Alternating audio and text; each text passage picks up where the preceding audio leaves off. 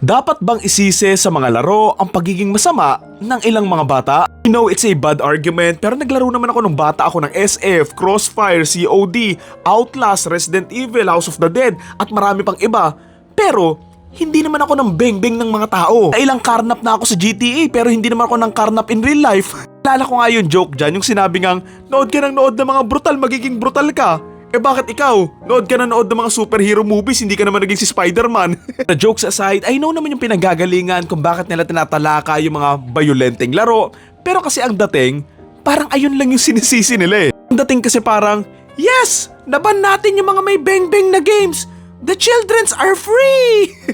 Siyempre, hindi naman. Maraming factors to consider sa nagiging ugali ng isang bata. Environment man yan or yung pagpapalaki nga mismo, yung mga kasama sa bahay, mga magulang, binabantayan ba sila kung ano yung kinukonsum nga nila sa internet. Diba? Hindi enough yung isang laro para gumawa ng kahayupan yung isang bata eh. Yes, it could be a part, pero to say na it's the main reasons kung bakit nangyari yung nangyari nga nitong nakaraan, I don't believe that. Sobrang lazy ng argument na yan kasi nga, sobrang komplikado ng pag-iisip ng isang bata eh. Takas lang talaga makamatanda ng ganyang way ng pag-iisip. Yung dahilan ng mga magulang na pabaya sa mga anak nila eh, na isisisi sa mga video games kung bakit naging masama yung anak nila. Imbes na alagaan and bantayan ng maayos yung mga bata, ayun, binibigyan na lang ng tablet tapos hindi na pinapansin. Tapos kapag may nagawang masama, hindi naman nila makomprehendo may nagawang masama nga yung anak nila.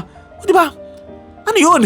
Ano-ano yung nasa internet tapos hinahayaan mo yung bata mong anak dyan tapos magtataka ka na magiging ganyan yung utak ng anak mo. Diba? May kasalanan ka din dyan eh. Kumbaga naguhugas kamay ka bilang guardian, tagapagbantay, or kasama nga nung bata na naghahanap ka ng scapegoat dahil sa kapabayaan mo. May mga cases na mabuti naman yung magulang, maganda naman yung environment ng bata, but still naging demonyo nga yung bata. Kasi most of the time, yung ugali ng isang bata, nakalindin yan sa pagpapalaki sa kanila eh. May mga nabasa narinig din ako na may mga ipapabandaw na mga laro kasi nga daw doon nga daw nag-uusap ng paggawa ng krimen yung mga bata. If that's the case, dapat ipagbawal na lang talaga yung internet sa lahat ng mga bata eh. Kasi sa halos lahat ng laro o mga social media, pwede ka namang makapag-usap or chat eh. In the first place nga, dapat hindi mo pinapalaking puro tablet and computer games lang yung anak mo eh. Kumbaga, kausapin mo din and laruin mo rin yung sarili mong anak. Dapat nilalayo mo nga muna sa internet and sa too much na pagkonsum nga ng technology yung mga bata. Pero sadly, ayan ang solusyon ng karamihan ng mga magulang na anak ng anak tapos hindi naman kayang alagaan yung anak nila. Sige, sabihin na natin na doon sa larong yun mismo, doon nga sila nag-usap tungkol nga doon sa gagawin nga nilang krimen. Pero hindi ba dapat ibawal din nila yung messenger kasi for sure, nag-usap din sila doon eh. Kahit pagbawalan mo yung larong yan, kung gusto talaga nilang pag-usapan yung mga ganyang kasamaan, makakagawa sila ng paraan para makapag-usap eh. Pwede naman sila magkita sa personal, di ba? Basically, ang tanging solusyon, wala munang internet and gadgets para sa mga bata or mga minor. Pero ang tanong, kaya bang i-apply yan ng mga magulang sa sariling anak nila?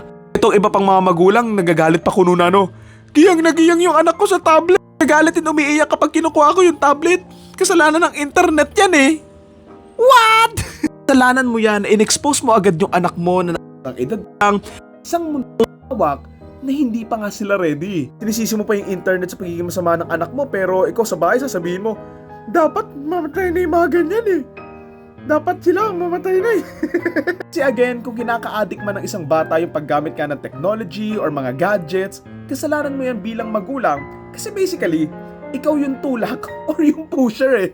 Tayo, may mga laro din naman kasi talaga na sobra yung pagiging madugo and pagiging pangmatanda lang talaga na hindi na talaga pwede sa mga bata.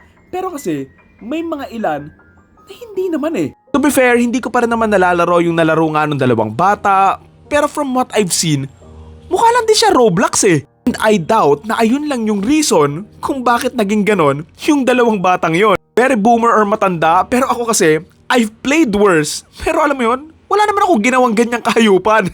Ngayon kaka-Roblox, bigla silang ginanahan gawin yun sa buong school nila and sa mga kaklase nila? That doesn't make sense. And maraming factors kung bakit nila ginawa yung ginawa nila and at this point, hindi pa rin naman talaga natin alam eh. Nakikita ko kasi dito, we need better investigators na mas open-minded and mas aware nga sa panahon ngayon. And also, people na expert sa psychology ng mga bata. Kasi oo, kailangan nga ding matalakay yung mga ganitong laro pero kasi at the same time, kailangan ding matalakay kung paano nga ba magpalaki ng mga bata ang mga magulang dito sa Pilipinas. Kaming mga magulang yung sumusuporta ng mga mamamatay tao. Yung tipong tawang-tawa kapag nagjo-joke about violence yung isang tao. Diba? Yung iba pang mga tao or mga magulang sinasabi, okay lang manakit. Mga kriminal naman yun eh. Which kung iisipin mo, you're tolerating and normalizing violence sa mga bata eh. People are making arguments about law, pero kapag hindi naman na nakapanig sa kanila yung law, willing naman silang baloktutin. O, diba? Ang stupid. I'm not saying na naging pabaya yung mga magulang ng mga suspect. Medyo. Again, they need proper investigators and psychologists para malaman kung ano yung root cause ng nangyaring to. Yung ibang mga tao puro, pakulong nyo yan.